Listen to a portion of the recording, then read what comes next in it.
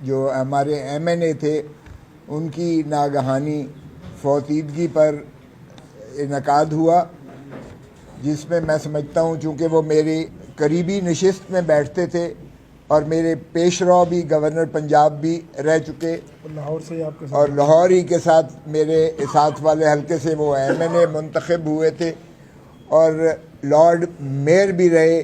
وہ ایک ایسی شرافت کا مجسمہ تھے کہ میں سمجھتا ہوں، اور جتنا دھیما وہ پن ان میں موجود تھا، جتنی نفاست اور شرافت ان میں موجود تھی، وہ ایک عہد اور ایک باب ہے جو میں سمجھتا ہوں شائستگی کا، ہماری سیاسی پاکستان کی سیاسی تاریخ کا، جو ہم سے بچھڑ گیا، ہم سے جدا ہو گیا۔ اللہ تعالیٰ ان کو جو ہے جوار رحمت میں جگہ دے، اور ان کے فرزند ارجمند جو تشریف لائے ہوئے تھے، میں جب کندھا دیا ان کو قذافی اسٹیڈیم کے باہر، تو وہ بھی ایک طرف چارپائی پر انہوں نے کندھا دیا ہوا تھا حماد اظہر نے، اور پھر بدقسمتی سے ان کو جلدی سے گاڑی میں بیٹھ کر ان کو جانا پڑ گیا، چونکہ ایسی فضائیت نہیں دیکھی ہوگی۔ اور پھر مسجد میں کلوں پر بھی جب میں ان کے ساتھ بیٹھا تھا، یہ چوری چوری تو جا کر ملے، سارے ملے چوری چوری،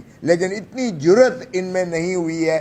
اور آج جو وزیر اطلاعات نے جو ہرزہ گوئی پارلیمان کے اندر کی، ان کو میں سمجھتا ہوں شرم کا مقام تھا۔ ہم نے اس وقت بھی جب کلثوم بی بی کو جو ہے فوت ہوئی تھی اور نواز شریف کو یا شہباز کو نہیں جانے دیا گیا تھا ان کے جنازے، اس وقت بھی ہم نے مذمت کی تھی۔ وہ بھی جانتے ہیں کہ کس نے جو ہے ان کو پابہ سلاسل کیا تھا۔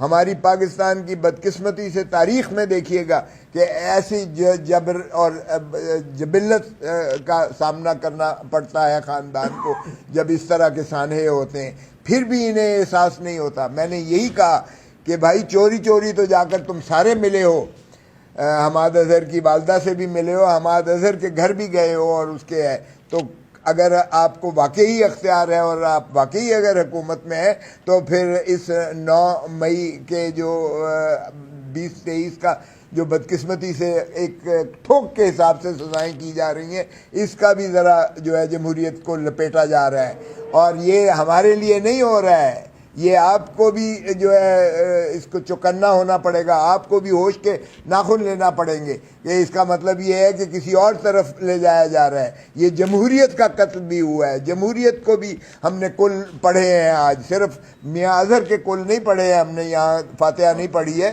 بلکہ ہم نے جمہوریت کا بھی جو ہے میں سمجھتا ہوں جس طریقے سے قتل عام کیا گیا ہے اس کے بھی فاتحہ پڑھا گیا ہے آج اسمبلی کے اندر۔ تو ہمارا یہ مقصد تھا، یہ نہیں تھا مقصد کہ ہم نے اس فضائیت کا ساتھ دینے کے لیے ہم آئے ہیں۔ جس طرح بیان کیا گیا بے شمار اور ابھی اور زیادہ ہیں، یعنی 196 لوگوں کو تو صرف فیصل آباد کے عدالت سے سزائیں ہوئی ہیں، اور یہ لامتناہی سلسلہ ہے۔ لامتناہی سلسلہ اس لیے ہے کہ ابھی آگے باقی، اور 96 ایف آئی آر جو کور کمانڈر ہاؤس لاہور والا ہے وہ ابھی تک وہ پڑا ہوا ہے، اور اس کے بھی فیصلہ آنے والا ہے قریب۔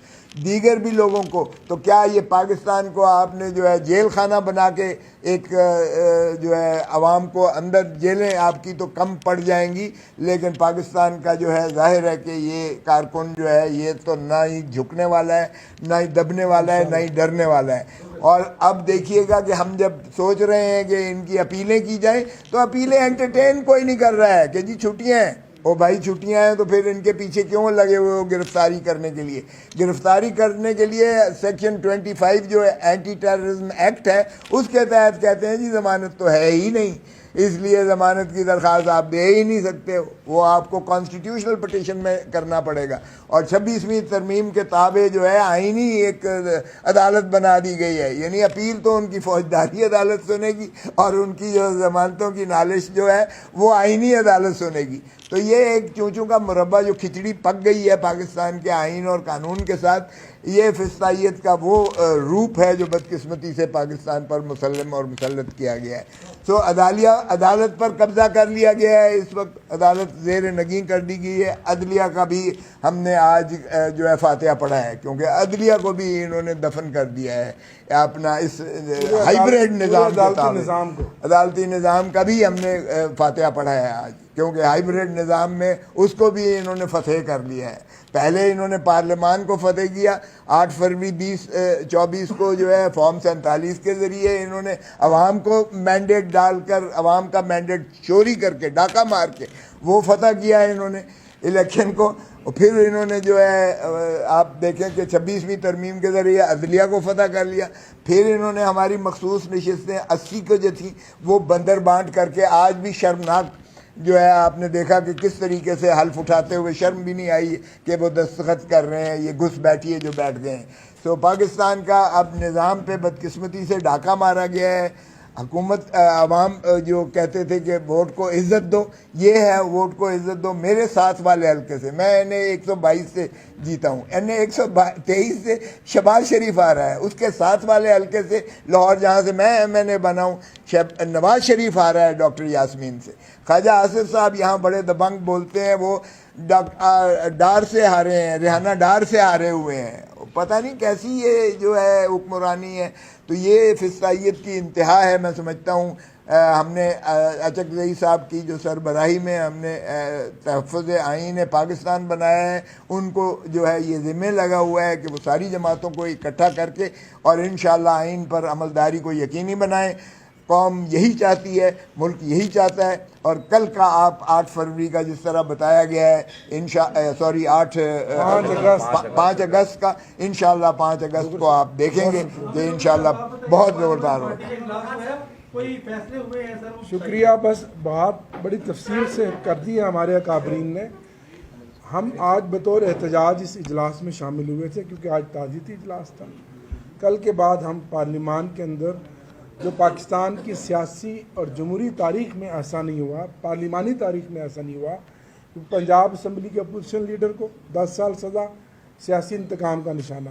اپوزیشن لیڈر سینٹ کو 10 سال سزا, شبلی فراز صاحب کو سیاسی انتقام کا نشانہ.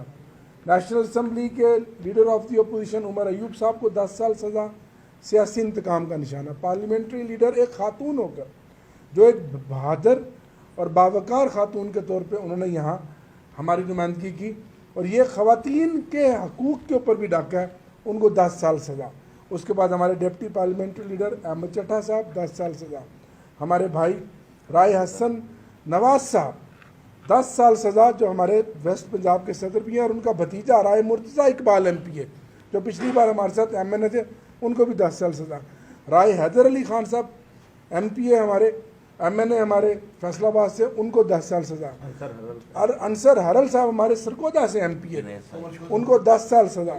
جنید سائی صاحب, علی افضل سائی صاحب جو MNA ان کے بھائی جنید سائی صاحب, ان کو 3 سال سزا. ہماری شعبہ خواتین کی صدر کنول شودب صاحبہ, جنہوں نے آپ کے سامنے سپریم کورٹ میں ہمارا خصوصی نشستوں کا الیکشن پورا مقدمہ لڑا, ان کو 10 سال سزا.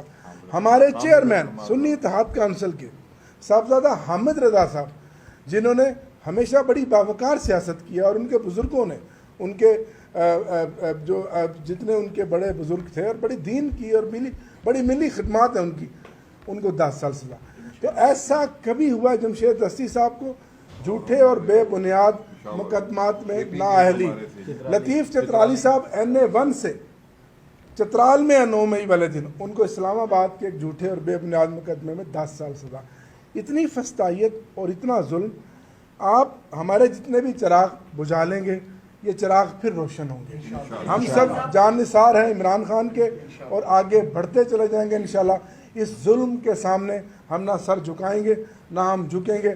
ہم راہ حق کے مسافر ہیں, اور جمہوری جد و جہد کے لیے ہم اپنی جد و جہد جاری رکھیں گے انشاءاللہ. آپ نے بات کی کہ عمران خان صاحب سے جا کے بات کر لیں, تو کون بات کر رہے ہیں, اسٹیبلشمنٹ یا حکومت؟ دیکھیں, جس کے ہاتھ میں اختیار ہے وہ بات کرے.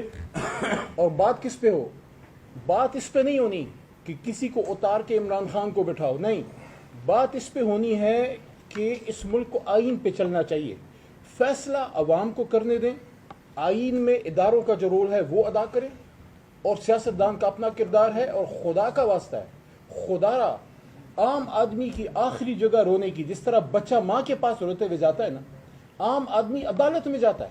اگر عدالتوں کی یہ حالت ہے تو پھر آپ مجھے بتائیں عام آدمی, غریب آدمی, سیاست دان, مڈل کلاس آدمی, وہ شخص جس کے پاس پیسہ نہیں ہے, طاقت نہیں ہے, جس کے پاس ڈنڈا نہیں ہے, وہ کدھر جائے گا انصاف لینے؟ تو خان صاحب کی لڑائی کس چیز کی ہے؟ ان کی جدوجہد ہے آئین اور قانون کی حکمرانی. اور ایک بات یاد رکھیے, جو کوئی غلط کام نہ کرے, جو کوئی غلط کام نہیں کرتا, وہ کبھی بھی آئین و قانون کی حکمرانی سے نہیں ڈرتا. اچھا علی محمد صاحب, آپ ہیں, عامر ڈوگر صاحب ہیں, کوثر صاحب ہیں, عادل بدری ہیں, جٹ صاحب ہیں, سارے لوگ اسلام آباد مستی کرتے ہیں. کل کہاں احتجاج کر رہے ہیں؟ یا پارلیمنٹ اسلام آباد میں انشاءاللہ. بہت شکریہ, آپ کو کل پتہ لگ جائے گا.